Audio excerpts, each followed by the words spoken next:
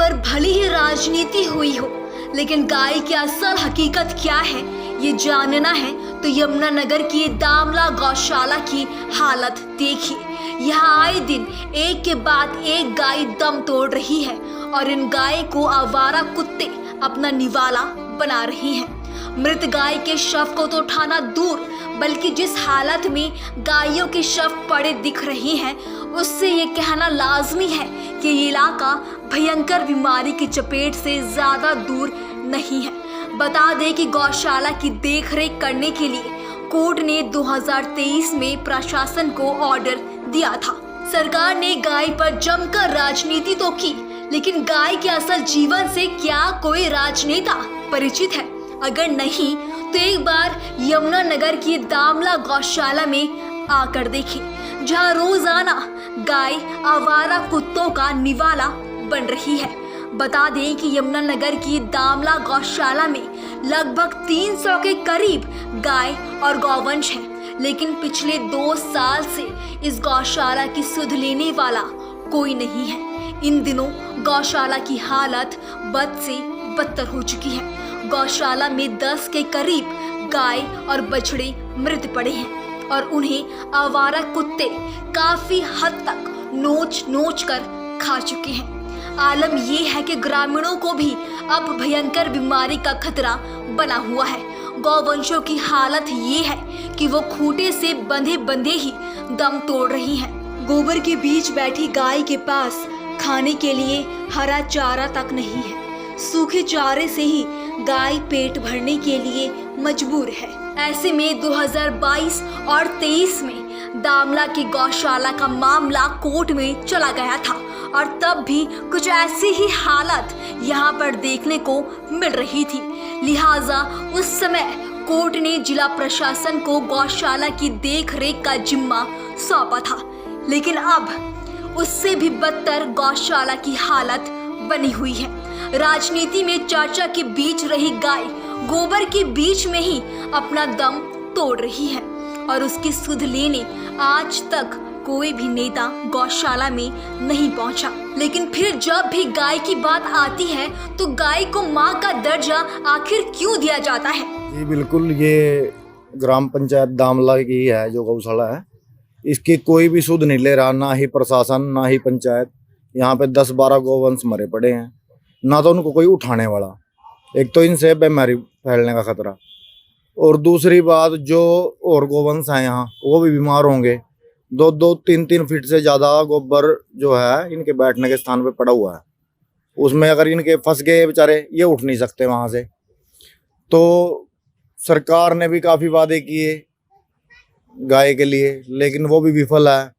प्रशासन ने अभी 2 साल से तकरीबन डीसी हुड्डा साहब थे, राहुल हुड्डा जी, उन्होंने बोला था कि इस गौशाला को हम चलाएंगे वो खुद, लेकिन उन्होंने भी, उनकी ट्रांसफ़र होगी या जो भी हुआ वो भी विफल रहे इस काम में।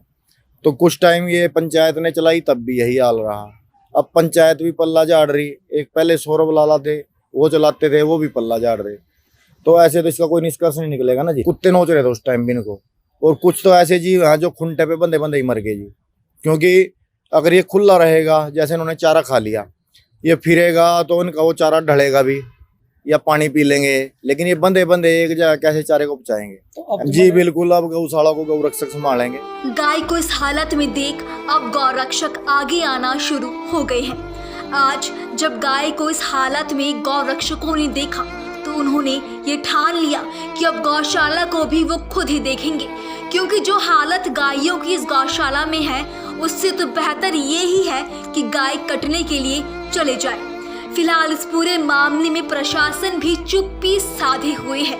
इस मामले में जब जिला उपायुक्त से बात करने का प्रयास किया गया तो वो भी किसी कार्य से बाहर गए हुए थे और उनसे बात नहीं हो पाई। लेकिन बड़ी बात तो ये है कि गाय पर कैसी राजनीति, जो गाय तिल तिल कर मर रही हो उसे कैसे गौ माता का ये लोग दर्जा देते हैं। क्या अपनी माँ को इस कदर नर्क में कोई छोड़ देगा?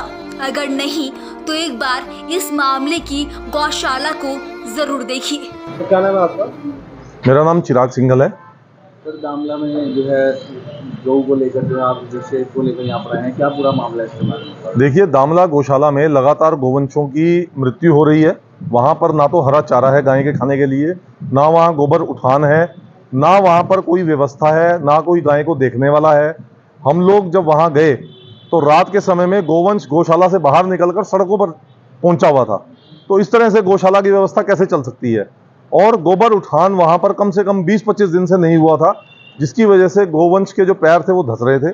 और एक मृत गोवंश शनिवार को वहां पड़ा हुआ था, और कल वहां पर कम से कम 8 मृत गोवंश हम लोगों ने खुद देखे हैं। वहां पर वीडियो हमारे पास है, फोटोज हमारे पास हैं।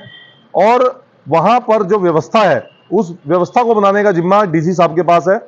लेकिन अफसोस की बात है कि कोर्ट के आदेशों की अवहेलना करते हुए जो 14/3/2023 के ऑर्डर हैं, उसके बावजूद भी डीसी साहब ना तो कोई कार्रवाई कर रहे हैं, ना गोवंशों को संभाल रहे हैं। लगातार गोवंश वहां पर मर रहे हैं। तो हम डीसी साहब से मिलने के लिए परसों भी आए थे लेटर लेके, और ये साथ में कोर्ट के ऑर्डर भी हमारे पास हैं। लेकिन ना तो परसों में डीसी साहब मिले यहाँ पर, ना आज मिले। आज भी सुबह से हम यहाँ आए हुए हैं, अब तक डीसी साहब से मुलाकात नहीं हो पाई। डीसी साहब है ही नहीं। और जबकि सुबह 9 से 11 उनको बैठना होता है समाधान शिविर में, 11 से 1 उनको बैठना होता है अपने ऑफिस में जनता की समस्याएं सुनने के लिए। अभी आप समय देख लीजिए, 1:45 हो रहे हैं, सुबह से अब तक डीसी साहब यहाँ पर नहीं है। और परसों भी यही हाल था। तो अगर बैठना ही नहीं अधिकारी ने, यहाँ लिख के लेटर लगा दो कि अधिकारी अवेलेबल ही नहीं है जी, और जब अधिकारी आएगा तो आपको बता देंगे, या पब्लिश कर देंगे, या वो लेटर हटा देंगे कि अधिकारी बैठा हुआ है। तो ये हालात अगर हमारे शहर के हैं तो कैसे गोवंश बचेगा? वीडियो भी वायरल हो रही है, कुत्ते जो है लोग रहे हैं। जी बिल्कुल, वहां पर गोवंश का इतना बुरा हाल है कि गोवंश को वहां पर कुत्ते नोच रहे हैं। गोवंश इतनी बेकदरी में है वहां पर। और जो 2014 से ये सरकार, जो भाजपा की सरकार है, ये गोवंश के मुद्दे को लेकर आई थी कि मोदी को मतदान, गाय को जीवन दान। हम तो कहते हैं जी, मोदी को मतदान और गाय को कूड़ेदान, इनका ये नारा है आज के टाइम में। तो डीसी साहब को मिलने का क्या दिक्कत है आपका? देखिए, डीसी साहब को मिलने का विषय सिर्फ एक है कि डीसी साहब इस गाय को लेकर, इस गौशाला को लेकर कोई समाधान निकालें। अगर डीसी साहब इस कैपेबल नहीं है, या सरकार ऐसा कुछ नहीं करना चाहती, तो ऑनरेबल कोर्ट का जो ऑर्डर है कम से कम उसकी अवहेलना ना करें और किसी एनजीओ को दे दें, उसको सपोर्ट करें। एनजीओ चलाने में सक्षम है, हम इसकी जिम्मेदारी लेने को तैयार हैं, हम चलाने में सक्षम है। लेकिन ना तो ये खुद चला रहे हैं, ना किसी को दे रहे हैं, और गोवंश लगातार मर रहा है। तो ऐसी बेकदरी हम होने नहीं देंगे और इस आवाज को लगातार उठाएंगे।